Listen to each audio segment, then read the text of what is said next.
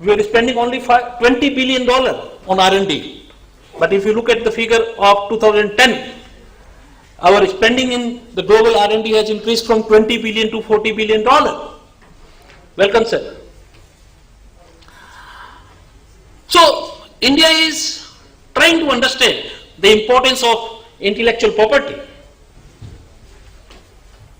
And India is also trying to improve the patent filing. But if you look at the numbers of the total patent filing, we find that it is only 20% by the locals, residents, and 80% by the multinational companies. We have to change this ratio. We have to increase the number of patent filing. And for this, it is very important for Government of India, for the corporate sectors in India, to create awareness amongst all the research laboratories, amongst all the scientists who are working on the inventions. We have to increase our R&D expenditures. We have to increase our number of patent filing. We have to understand by creating lots of awareness amongst we people. If you really take advantage of rising global economy and to increase India's share in the global economy, I sometimes feel very pathetic to note that India, being such a large country, sharing almost 17% of the global population with 130 crores people, that is 1300 million people or 1.3 billion people, which is 17% of the global population. But when we look at the size of our national income, it is only $1.6 trillion. When we look at the United States income only from the IP, which is $5.06 trillion, and when we look at our entire gross national income coming from agriculture, manufacturing, entire services sector, entire outsourcing business which we are doing through Infosys type of company, our aggregate GDP is a very, very small figure, $1.6 trillion, as against $5.06 trillion of United States, which comes only from the IP intensive industry. So if India has to become a big power, India has to understand the power of IP, the power of intellectual property. Here I would like to just mention 2-3 important facts.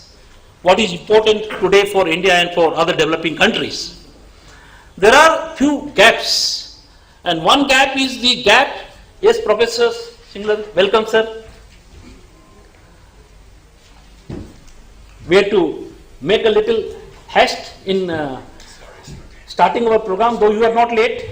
Because of the minister's commitment, we had to start the program a little early. So friends, I was mentioning about the gaps. India has a rich human resource, and the World Bank today recognizes that human resource is one of the most important economic resource. It contributes to 60% of the global economic resource. But India has not been able to convert this human resource into the intellectual resource. In order to convert the human resource into intellectual resource, you have to create good educational institutions. You have to create good research institutions. So this is one gap, the gap between the human resource and the intellectual resource. So we have to convert our human resource into intellectual resource. That is one gap.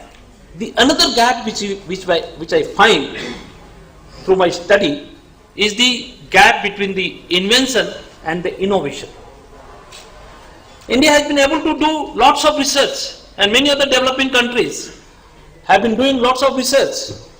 But to put those inventions before the consumer through innovation. So this gap, whether we call it a gap between the lab and the land, or the gap between the invention and the investment, we need to fill this gap. So friends, I hope with these 8 days deliberation, on all important aspects of the intellectual property and the intellectual property rights.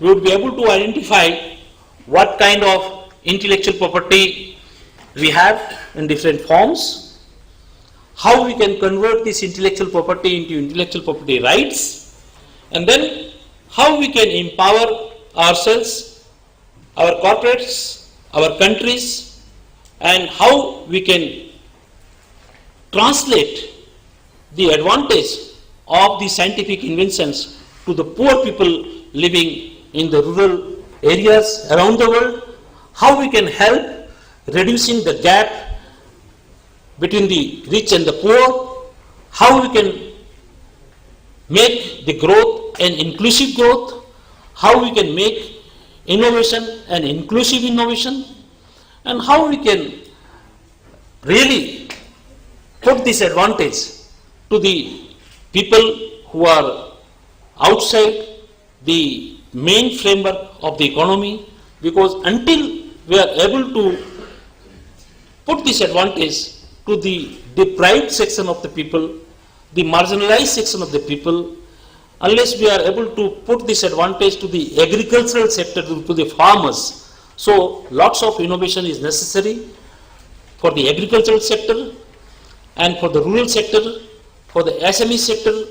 I hope that all the experts from around the world, we will be discussing on all these important aspects so that we make the theme really workable for this country and for the countries around the world. So let's hope that the theme IPR, the powerhouse of tomorrow, translates into action. With these remarks, I conclude my whatever little knowledge I had, and I thank you all, I welcome you all, and now I request Commissary to please take the proceedings. Thank you very much.